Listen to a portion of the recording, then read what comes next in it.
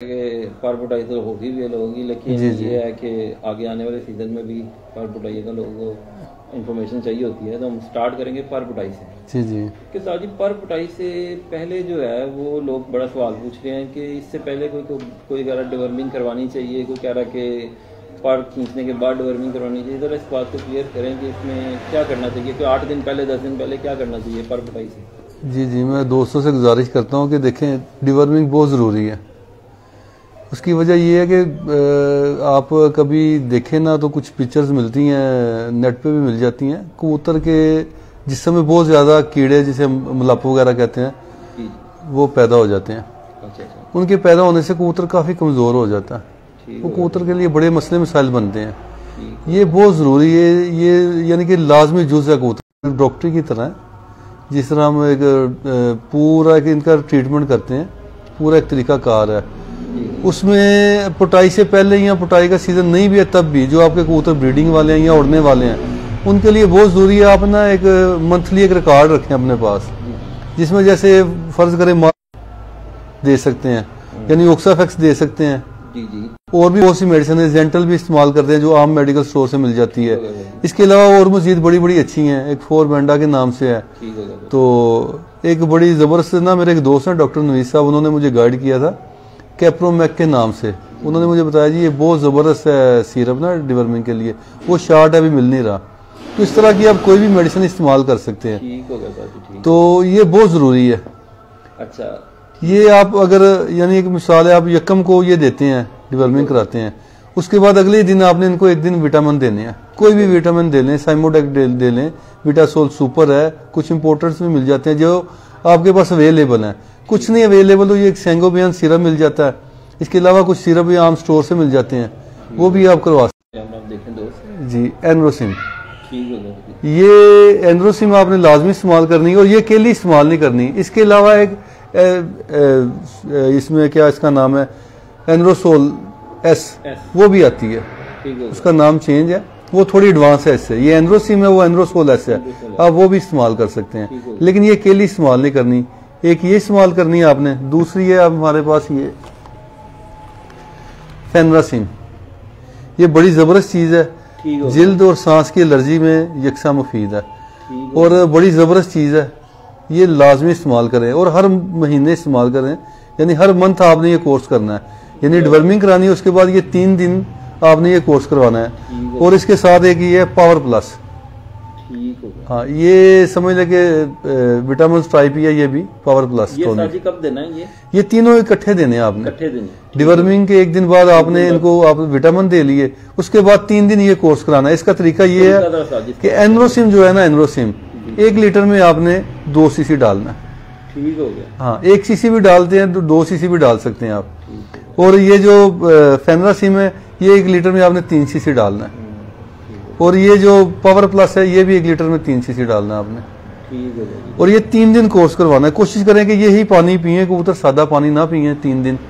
ये बड़ा बेहतरीन कोर्स है। उसके बाद आप कोई भी इनको जो है ना वैक्सीनेशन करवा सकते हैं, जिसमें आप गैलीमोन भी लगा सकते हैं, एक मेडिवेक के नाम से इंजेक्शन आता है वो भी। ये मैं बात कर रहा हूँ कि परपुटाई जब हम सीजन के लिए परपुटाई करते हैं तो उसके बाद तो वैक्सीन की जरूरत नहीं ना, कि वैक्सीन कर सकते हैं उसके बाद भी परपुटाई? नहीं, परपुटाई से पहले करें ना ये सारे काम, ये सारे 15 दिन पहले के काम है और हर माह ये करने चाहिए। वैक्सीनेशन तो आप अगर गैलीमोन लगाते हैं वो लॉन्ग एक्शन है, वो तकरीबन 6 माह चल जाती है। और अगर आप कोई लसोटा वगैरह पिलाते हैं, इसमें मेडिवेक में भी NDIB लसोटा है, बड़ा ज़बरदस्त है। मेरे दोस्त हैं डॉक्टर साहब, वो वेटनरी के डॉक्टर हैं, डॉक्टर नवीद साहब, उन्होंने मुझे बताया था कि ये बड़ा ज़बरदस्त है, ये भी आप इस्तेमाल कर सकते हैं हर 2 माह के बाद। ये अवेलेबल भी आसानी? हाँ जी, अवेलेबल पाकिस्तान मेडिकल स्टोर है और भी जितनी भी वेटनरी की दुकानें उनसे मिल जाता है, तो ये आप इस्तेमाल कर सकते हैं। ये बड़ा अहम है क्योंकि वैक्सीनेशन बहुत ज़रूरी है। अब जितनी यानी कि माहौल के हिसाब से जितनी बीमारियाँ बढ़ गई हैं उसके लिए ये सारे तदाबीर हमें करनी चाहिए। ठीक है। अच्छा सर जी, आगे जो है ना परों पे एक और बात क्लियर करते जाएं कि लोग कहते हैं कि पर ना एक साथ नहीं कबूतर के खींचने चाहिए, पहले 10 बाहर वाले खींच लें, फिर जब वो आ जाए तो जैसे बगले खींच ले, दुम खींच ले, तो क्या ये ठीक है कि सारा कबूतर एक दफा खींच लें? नहीं, देखें जी अपना अपना तरीका है, लेकिन मेरे ख्याल में तो सारा कबूतर हम तो इकट्ठा खींच देते हैं। आपकी पर भी बगलें भी दुम भी इकट्ठी खींच देते हैं। कबूतर को एक मरतबा जो पेन वगैरह होती है, दर्द होती है, एक मरतबा ही होती है। तो उसके बाद एक फायदा ये हो जाता है, जब आप पहले 10 बार खींचते हैं ना तो अक्सर पर बड़े हो जाते हैं, दुम और बगलें बाद में खींचते हैं, कबूतर अपने पर जमीन पे लटका लेता है। वो जो बाहर वाले बड़े पर हैं ना आगे से खराब हो जाते हैं और वो जमीन पे लग लग के उन पे खराबी आ जाती है। तो मेरे ख्याल में इकट्ठे उसके पर खींचना ज्यादा बेहतर है, बजाय कि आप पहले 10 पर खींचे फिर बगले दुम में खींचे। उससे ज्यादा बेहतर ये है कि आप इकट्ठा ही कबूतर की हाँ जी एक साथ ही पर पुटाई करें। अच्छा साजी, पर पुटाई के बाद कुछ दाने में कोई चेंजिंग लाना चाहिए कि दाना जो रेगुलर डाल रहे हैं वही डालना चाहिए? देखिए पता क्या थोड़ा सा चेंज करना चाहिए। अच्छा। अक्सर पर पुटाई होती है हमारी सर्दी में। ठीक हो गया, क्योंकि काफी लोग साजी में सवाल पूरा कर, काफी लोग कहते हैं कि जी वो बोरे डाल लें या कोई सरसों ज्यादा इस्तेमाल कर लें, कोई इस तरह की जी मैं ये बिल्कुल मैं वही उसी बात पे आने लगा था। मेन चीज आपकी पहले दाना है। दाने में आप जो है ना गंदम डालें, बाजरा, चने, इसमें आप सरसों ऐड कर लें। अगर सनफ्लावर सूरजमुखी खाते हैं तो वो बहुत जबरदस्त चीज है, कबूतर के लिए बड़ी फायदेमंद है, वो इसमें इस्तेमाल कर लें। अगर सर्दी ज्यादा है तो आप मोठ और एलसी का इस्तेमाल भी कर सकते हैं थोड़ी मिकदार में, लेकिन अगर जब मौसम चेंज हो तो एलसी और मोठ बंद कर लें। जैसे अब मौसम चेंज हो गया अब जरूरत नहीं है इसकी। और साथ में देसी घी के बोरे इस्तेमाल करें। अच्छा, अगर टाइमिंग का थोड़ा करते हैं, देखे ना सुबह 8 से 9 बजे के दरमियान आप सुबह जब कबूतर छोड़ते हैं यानी उनके खुड्डे वगैरह केज वगैरह खोलते हैं तो सबसे पहले आप बोरे डालें। पहले तो आपको पानी रखना चाहिए कबूतर के आगे ना, जब आप दरवाजे खोलते हैं ना कबूतरों के तो पहले पानी रखें, ताज़ा पानी जो नलके का यानी ताज़ा पानी हो।